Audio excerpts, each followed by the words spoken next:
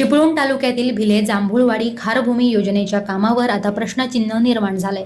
सुमारे 90 लाख रुपये खर्चाच्या या योजनेतील नव्या उघाडीचे एक झडप वर्षभराच्या आतच जुलै महिन्यातील मुसळधार पावसात निसटले। अद्याप त्याची दुरुस्ती झाली नसल्याने भरती आणि उधाणाचे खाडीतील पाणी शेतीच्या दिशेने घुसत आहे। खाऱ्या पाण्यापासून शेतीचं संरक्षण करण्यासाठी आमदार शेखर निकम यांच्या पाठपुराव्यातून भिले जांभूळवाडी खारभूमी योजना मार्गी लागली। करंबवणे खाडीच्या बाजूने सुमारे 2 किलोमीटर लांबीच्या बंधाऱ्याची दुरुस्ती आणि नव्या उघाडीचे काम करण्यात आले।